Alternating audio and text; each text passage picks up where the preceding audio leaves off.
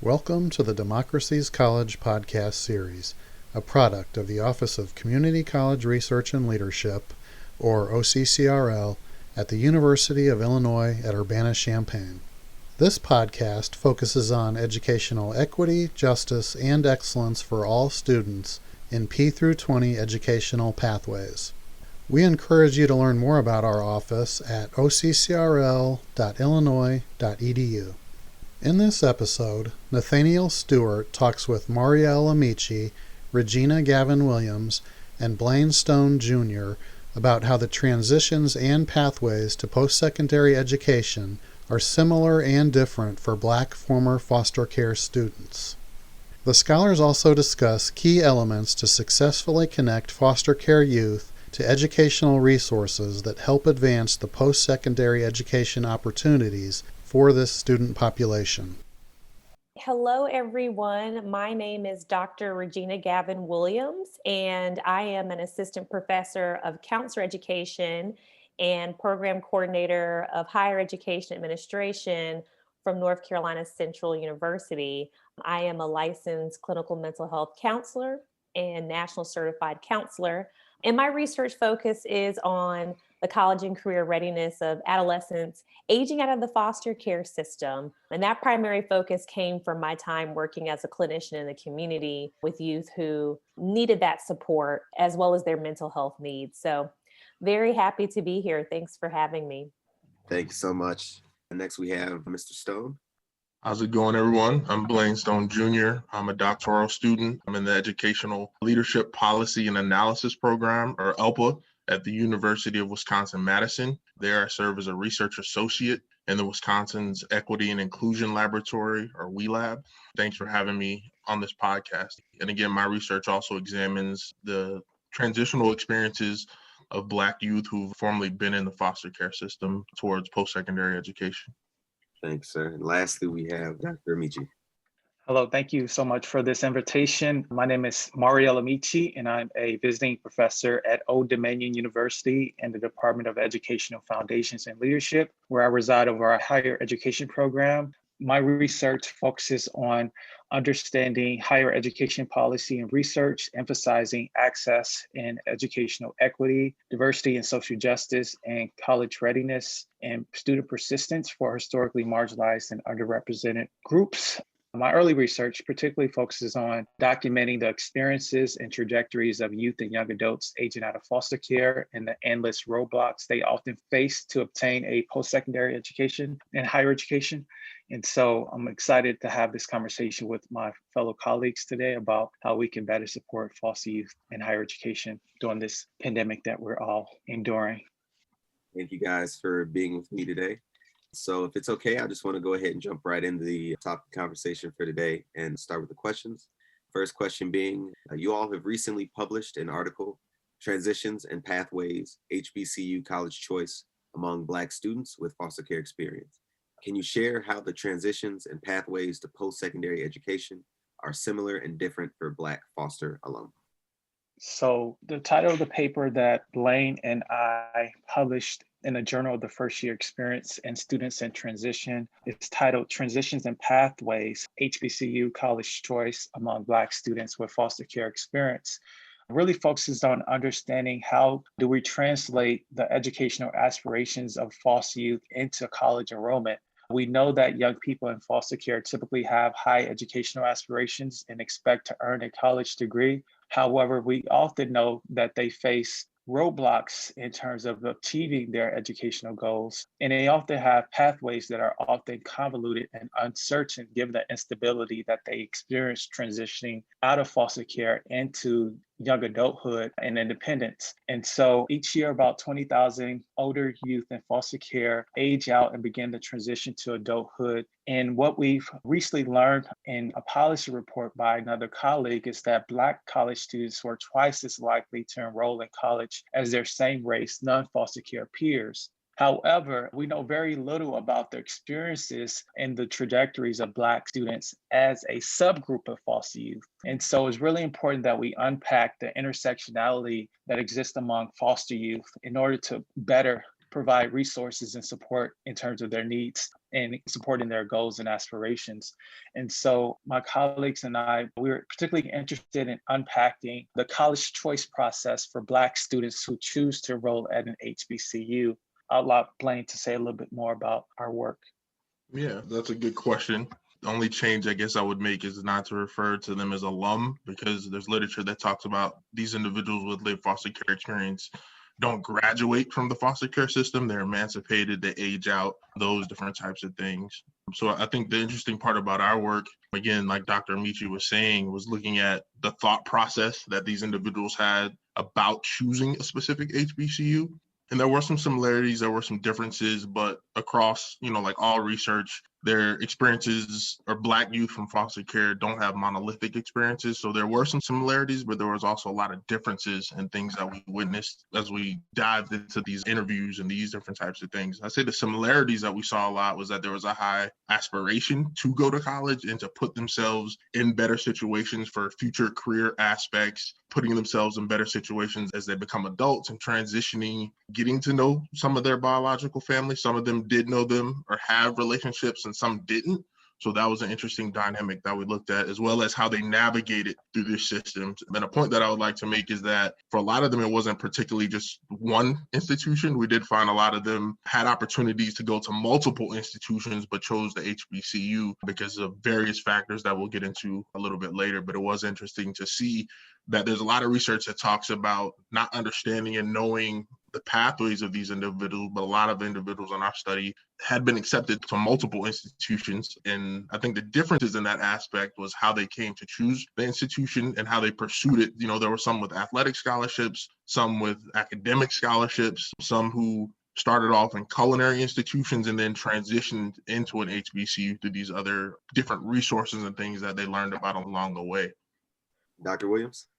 Sure. Well, I am not on this particular research project with the two gentlemen on the call, but I would say from a global perspective, when you talk about identity, I can speak to that.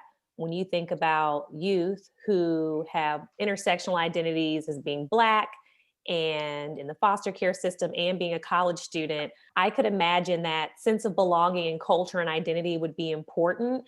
And, working at a historically Black college university currently, there's a lot of fostering culture and identity in that environment. And so I can see how adolescents or young adults who identify as Black or African American can feel a sense of belonging and feel a sense of connection to culture that fosters their sense of belonging and also academic kind of achievement. And so when you think about contextual factors, I would just think that when you think about culture and identity, when you see a reflection of yourself, especially when you're speaking to your multiple identities, and seeing other individuals who may have the same types of intersectional identities, seeing other Black youth aging out of foster care, achieving post-secondary education, there's this kind of sense of, I can achieve that as well. And so I think that may be a part of this, if I could think about it from a wider lens, and also just helping to eradicate or reduce the stigma in the labeling that's put on youth who identify as Black or foster youth and as a college student, in being able to achieve such a success as post-secondary education and seeing other people in that environment foster that within them. So I think those are a few things to just keep in mind as a college student, period. But when you think about identity and culture being fostered in the HBCU environment, I can see how that could be a definite plus for Black students, especially Black students who identify as foster youth. Yes, and that's a great point you made, Dr. Williams. One of the findings of our paper was that our participants were attracted by not just the notion of going to a HBCU and being surrounded by same race peers, but more so the availability of specific resources that the university had to offer. And one of the models for success, I would say, that are emerging, we ought to talk about best practices, but I would call it more models of success for supporting these students is the creation of foster care specific support mechanisms, support programs. So this particular institution where we found our participants, several students noted how they were informed about this foster care support program through their social worker or through their foster parents and encouraged to, go on a campus tour to learn more about it, or encouraged specifically to contact a staff member that ran the program. And that staff member became essentially an other mother to the students, as we talk about amongst Black students having these motherly figures who are within the college campus environment and are able to really nurture and cultivate the needs of Black students in higher education. And so this foster care support program tailored to the needs of foster care was very instrumental in encouraging these students to see college as a potential pathway for them and to know that they would be derailed in their goals if they experienced any roadblocks, which we know are inevitable for any college student, but especially for students who are aging out of foster care. And so having this program in place was another level of security that these students felt in deciding to go to this particular institution. Thank you guys for that. So the next question that I had for you, what are the challenges to tangible post-secondary educational pathways for former foster youth that reflect inconsistencies in supports and policy measures? Sure. I'll talk about it from the counseling lens since that's my formal training. What I've seen, and this dates back to, I wrote my dissertation related to career and college readiness of adolescents aging out of foster care. And when I started that research, I recognized in the counseling literature for that particular topic, it was widely absent. I had to find a lot of the literature through social work and other means to inform the practice. And I thought how much of a gap that was in understanding that counselors need to know this. We need to know how to support adolescents, young adults, children in foster care from all levels. And what I saw from there, that there's been more research in the counseling field related to the secondary experience and even that high school to post-secondary education transition now. But we still need to see more research and literature in the counseling field focused on the post-secondary educational experience for foster youth who are transitioning out of care, and specifically the support networks in place to help to ensure their successes. So who in their, what I like to call key players, are in their support networks to support their needs, including the counselor. How can the counselor in the post-secondary educational setting be informed by understanding how support networks can help foster youth in the post-secondary educational environment, but also through their pathways? So to me, in counseling, that still reflects an inconsistency on top of needing to be more informed by policy and measures. One of the things when I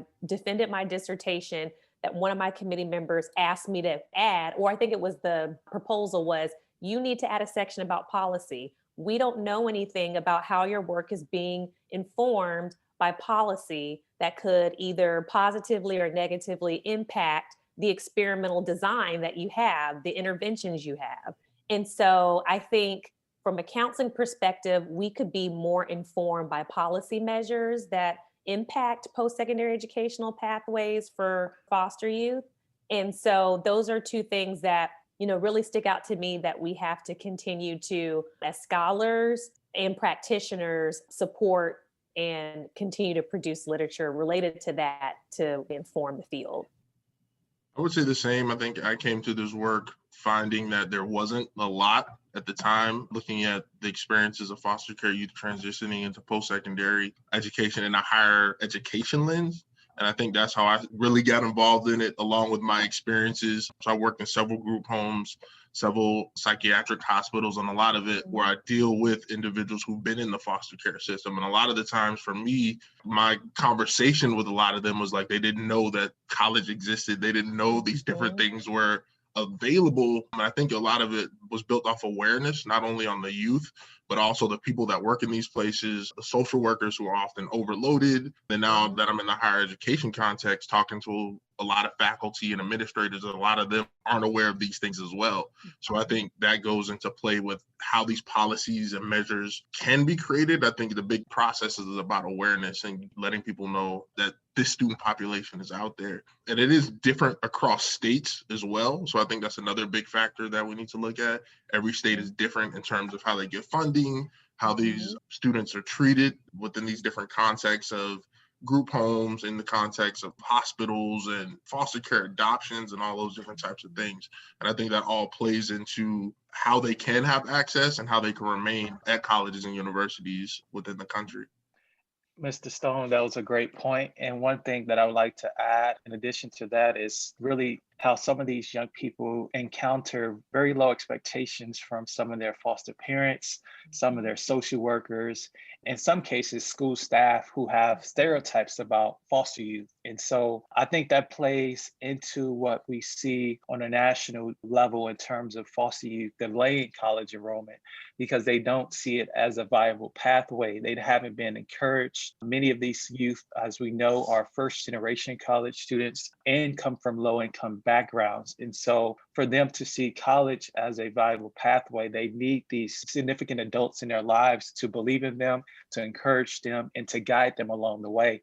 And when those mechanisms are absent, there's no way for these young people to achieve their college goals, even if they have aspirations to pursue college. It just becomes secondary to their immediate basic needs, which is having some type of employment once they age out, having some type of housing security once they age out, if their foster parents no longer plan to support them. And so I kind of enter this work as someone who experienced foster care firsthand.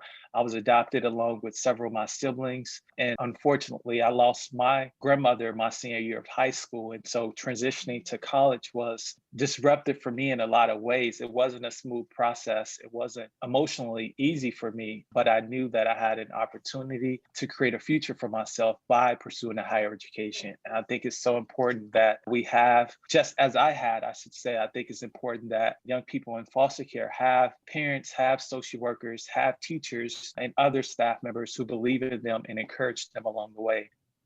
What are the key elements to successfully connecting foster care youth to these educational resources, assistance, and services available for advancing post-secondary educational opportunities for foster youth? I would say for me as a counselor and someone who has worked as a higher ed administrator as well, one of the things that stand out to me is the concept of wraparound services. And this is something that's, kind of heavily documented in the clinical field, counseling field, which is really, it's described as community-based care. And it's consisting of individualized services that are designed to maintain a child within a community setting, and so part of that is advocating for services that support stabilization within the home and the school and the community environment. So in that sense, wraparound services, they're developed and it's within a collaboration of a team. So on that team can consist of the foster care youth who's at the center, and then the caregivers, any care managers, mental health providers, school personnel. So let's say if we're talking about that transition period, it could be school counselors, career development coordinators, any administrators, teachers, and also community stakeholders. So are they a part of any programs such as Upward Bound or educational talent search that's helping them to achieve this kind of educational success, post-secondary educational opportunities? So it really takes a collective unit. We often refer to Bronfenbrenner's ecological model of human development, where you see all the different concentric circles and all the, environments that make up a child's life world. Using those wraparound services to really combine resources and assets of all of these individuals coming together to really add in a piece of that ecological perspective can really help to provide well-rounded, or in this case, wraparound services for foster care youth. So I think that model can then be translated into the post-secondary educational environment and continue with other key players or supportive adults who are now being added into that as well. That would be a key element that I would consider important. Well, as I mentioned earlier, I really think it's important that college stakeholders be more intentional about serving the needs of former foster youth or students with foster care experience, because I think we often treat these particular students as we treat other underrepresented students on our campuses, specifically in terms of ensuring, low-income students receive adequate financial aid. Okay, we've addressed the financial aid piece, but what about the housing piece? How can we ensure that these students don't have to worry about, where they're going to sleep during the 2-week college break between their first semester in college and their second semester? How can we ensure that these students have employment during college to ensure that they're able to buy what they need to meet their basic needs during college? Those are some of the things that I think colleges sometimes overlook in terms of trying to serve a wide net of students, as opposed to thinking specifically about the needs of some of the emerging college student populations, such as former foster youth, that have typically been overlooked in terms of student support services. As Dr. Williams just mentioned, how can we provide those wraparound services that really address the holistic needs of students? And I think one model for success is through creating these foster care specific programs to serve the needs of these students. And also thinking about staff members that are specifically hired to support these students and trained to support these students based off a explicit understanding of their needs, not just, a partial understanding. And I think there is an information and knowledge gap in terms of what the needs of these students are. And so part of the response by institutions should include training staff members to specifically support the needs of young people aging out of foster care. And that may require them also creating support programs specifically as a larger structure in serving the needs of former foster youth. I share the similar thoughts with Dr. Williams and Dr. Amechi. I think it needs to be more strategic thought processes. And when it comes to how we look at recruitment, how we come to look at admissions efforts and those different types of things, I think there's things that institutions could do, but there's also things the foster care system could do to kind of meet in the middle, specifically going to where these students are. Colleges and universities go to other places where other demographics and populations of students are. But when we look at students who live foster care experiences, we don't see that same result or that same effort put into those places. And in my experience, these individuals are bright. These individuals are super smart, very intelligent. But again, nobody's kind of meeting them halfway or meeting them at all to let them know that these different possibilities are there. When I worked at a particular group home in Florida, we kind of started doing these things where we would take our students or our youth to campus so they could see these different types of what campus is like. And I was able to connect them with like the BSU or the Black Student Union on campus. We would go to the D9 step shows. We would go to sporting events. We would go to different things on campus where they were able to see and engage and meet with college students, primarily Black and Latinx students that look like them, and kind of say like, hey, like, you could do these things in college. You can, you could study any degree. You can join a club. You can join an organization. You could be a president of an organization at university. So again, with a lot of them, that sparked a lot of an excitement and a lot of, again, just increase their aspirations to go to college and be able to do the things that they want to do. You brought up a really good point, Blayne, in the sense of exposure. And I thought about when you said that about just peer mentorship and how important that is to connect with someone who shares that collective experience. The idea of collectivism, right? In the Black community, for example, is huge. So even thinking about once there is some level of success for a youth who is in college, for example, asking them to serve as a peer mentor for someone coming in to provide a level of support and guidance of, here's the resources, this is what I've done, this is how I've made it, this is how I've kind of navigated the system, I understand what you're going through. And what better person to kind of share that than a peer? Because a lot of the times as counselors, I've heard, I don't want anything to do with the system after I graduate high school. I'm done with the guardian lights. I'm done with the social workers. It's too much. Y'all are in my face all the time. So what about having someone who shares that collective experience to say, hey, I understand how you feel, and I'm going to support you through this. And so some of those models, I think, going along with Dr. Amechi said about the program, should maybe include that component as a level of support too. Yeah, and as part of, increasing exposure, I think it's also, just making sure that these young people are aware of all of the resources at their disposal. We recently saw the Supporting Foster Youth and Families Through the Pandemic Act signed into law, which provides supplemental funding for the Chafee program. And the Chafee program has been an instrumental piece of legislation in serving the needs of foster youth aging out in terms of supporting their college and career pathways. However, one of the challenges with that particular program is that we haven't seen funding increase as the cost of higher education has increased. And so I was really happy to see this piece of legislation signed into law, because one of the benefits is that it increases the educational training voucher from $5,000 to $12,000, which is instrumental when we think about some of the unique challenges that college students are experiencing during this pandemic in terms of not having access to housing, their campuses,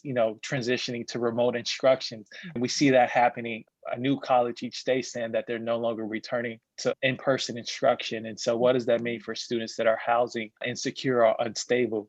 And so having additional financial resources to support their education is going to be really instrumental to ultimately helping them persist to completion in the long term. Are there any institutional types that appear to support and promote former foster youth students' college success, especially for students of color? Yeah, like we mentioned in our article, there is one particular HBCU that is doing that work. And I think they do an exceptional job at getting the information out there, retaining the students and making sure the students get the services that they need. But there are also PWIs, community colleges, those as well that have a lot of support programs for foster care youth or former foster care youth. I think it differs obviously in terms of recruitment and admission policies and those different types of things, but there are institutions out there across all institution types that are doing the work. There's not enough, I would say that for sure, but there is a small amount that are doing the work and paying close attention to this demographic student population, particularly those who have lived experiences in the foster care system. Yeah, I can think of one in particular that I find very intriguing, slash I've heard that they're very supportive just by having some of the youth I work with matriculate through the program is Wake Tech's Fostering Bright Futures program, which is a student success program that addresses just this overwhelmingly need for comprehensive support to assist foster youth in making their transition out of care into independence and adulthood. So they have a lot of different resources available, and it also shares like some scholarship info and just partnerships that they have. But I've heard some really good things about that program through the youth that I've worked with who found it very supportive in matriculating through their experience in community college and obtaining whatever kind of education support they were working on, whether it was a certificate or an associate degree. But I think more programs like that should definitely exist across North Carolina. I also know Charlotte has a program as well. But again, I think there needs to be more North Carolina specific programs in the college and university environment that really speak to this. On a wide range, I do know a lot of colleges and universities have TRIO programs that are very helpful for youth who may identify as foster youth. But as far as specifically for foster youth, there's only a few that I could particularly name and speak to in North Carolina specifically. And one particular foster care support program that I think has been instrumental in supporting foster youth in the state of California is the Next Up program.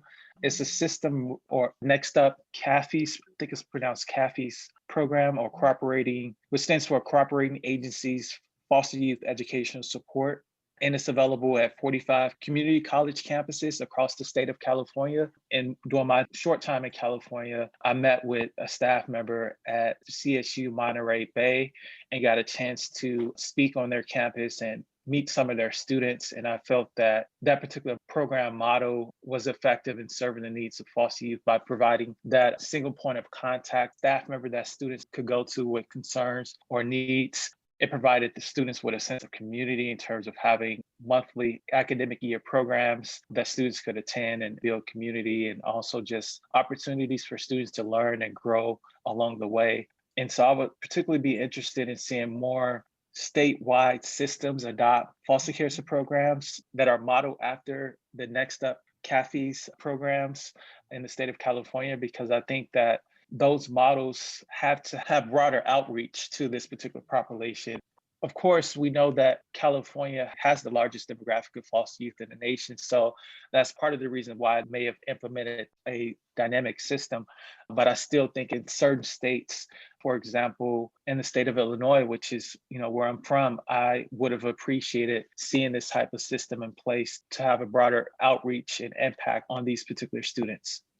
I can also speak to a project that I'm on regarding looking at support for youth in foster care in colleges and universities, post-secondary institutions in Texas. And it seems like they have a lot of various support as well.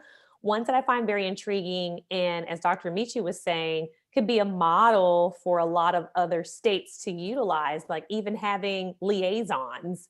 The idea of having a liaison that's going to support you on a college campus and transitioning and providing access to resources or whichever the campus provides. And so having this kind of statewide support related to financial or, identity or just career development. I think it's so cool to have a state that has a lot of institutions that really stand by the idea of providing that transitional support and support to retain students in their environment who identify as foster youth.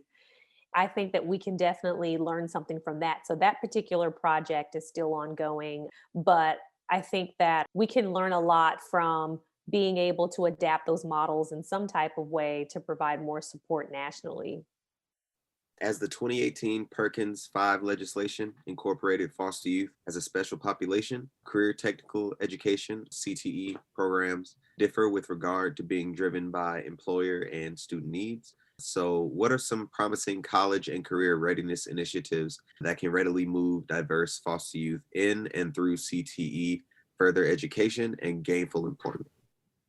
Well, I definitely have to put a plug for I consider her my mentee, who just came out with a resource. So I wanted to share it. It's called the Black Foster Youth Handbook.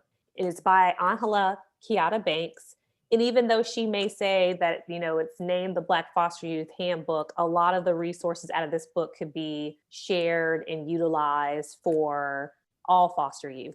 But the book itself provides some personal anecdotes from her, because she is an adult now who has transitioned out of the foster care system and has achieved a lot of success. So it has some personal anecdotes based off of her life, but also it has a lot of tangible exercises and activities that supportive adults can do with youth who are in foster care or aging out or transitioning into, adult success. So it can be done in connection with that supportive adult or individually. But what I found is that it's super pragmatic. It takes the guesswork out of what do I need when it comes to thinking about community or thinking about career development or understanding trauma or even thinking about the connection I may need. Or if you're someone who's starting out and thinking about all the terminology or policies that are in place related to foster youth, she includes information here related to all of that. She used something called the Real Success Model, which is focused on Maslow's hierarchy of needs. And so she uses that to identify particular spaces where youth can understand and grow. So I want to provide her website. It's www.blackfostercareyouthhandbook.com. Excellent resource. Should have been done a long time ago. Check it out. The next resource I can think of, it's one that I recently learned about at a career development conference. And I'm pretty sure other people may be familiar with it. And it's not a specific resource for foster youth, but hearing the speaker talk about it, it could be something that's useful. It's something called Skills USA, and it's a national nonprofit education association. And it serves middle school, high school, and college post-secondary students preparing for careers in trade, technical, and skilled service, including health occupations. And they offer local, state, and national opportunities for students to really learn and practice personal, workplace, and technical skills. Like, this professional organization has different organizations on different campuses that are run by students. So if I was a student who was interested in this subject matter, I would look for a chapter at my local institution to see if I could be a part of that to help think about career skills. The other two resources that I have, even though one of them is North Carolina specific, I think it's a great resource across the board in thinking about career exploration and things of that nature. And it's called nccareers.org. And this is a new career website in the state of North Carolina, but it includes options for individuals to find their career interests. So using like the interest finder or exploring occupations, planning careers, etc.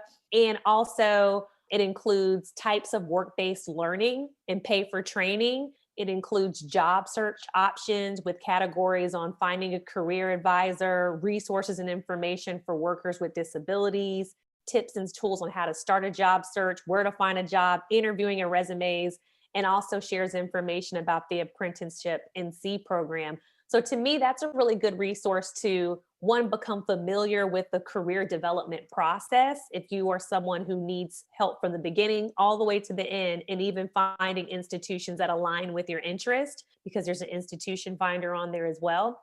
And also, I'm sure this is something that's a little bit more public knowledge, but the REACH programs that are on in various states. So speaking to North Carolina, obviously they have a REACH program that offers a state fund scholarship for qualified applicants for up to 4 years of undergraduate study at NC colleges and universities. So providing that sense of support with public funds and also student support with mentors and care packages and internships. So I would say look to see if a REACH program is within your state as well. Thank you so much for that. Mr. Stone? I don't have any specific Wisconsin related initiatives currently right now, but I am working with a group of individuals to come up with one.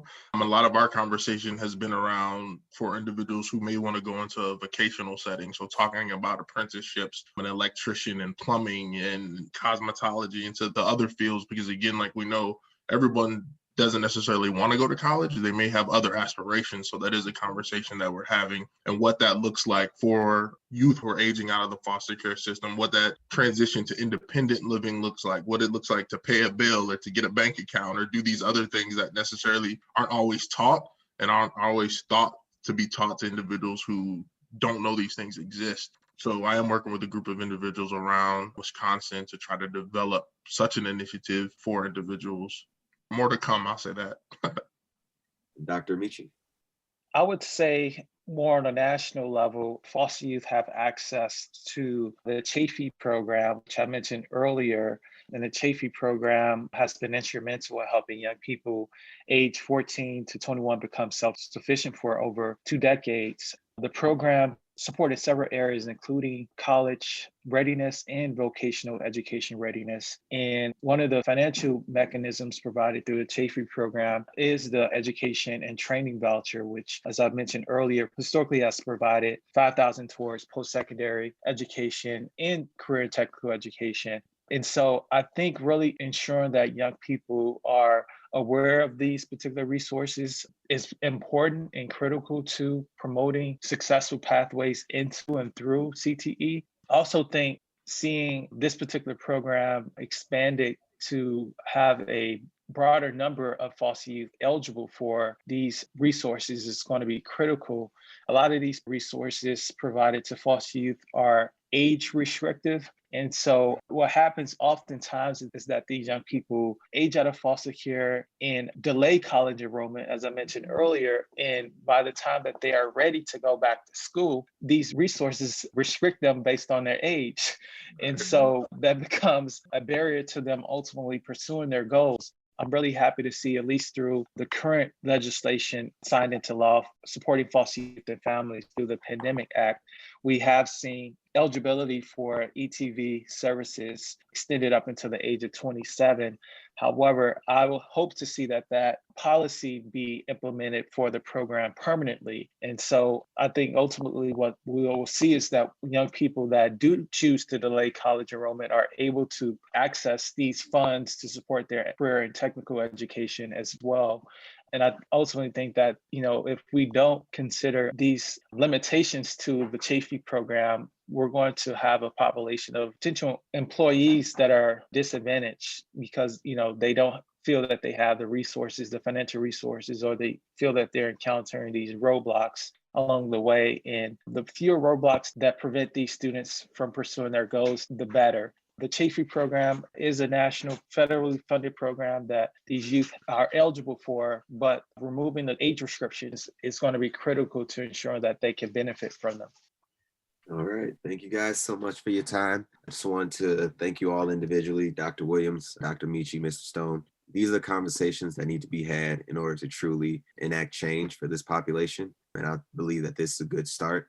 So again, I thank you for your time. Thank you. Thank you. Thanks again.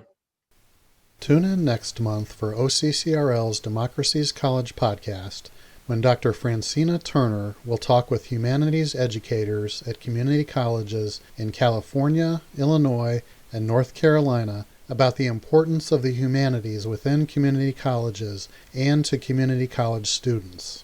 The group will also discuss some of the challenges that occur when introducing students to skills learned through the humanities, which contribute to student learning, mobility, and employability. Dr. Turner's guests will be Stephen Moreno-Terrell, Hattie M. Presnell, Summerlin Webb, and Jacinta Yanders. Background music for this podcast is provided by Dublab. Thank you for listening and for your contributions to equity, justice, and excellence in education for all students.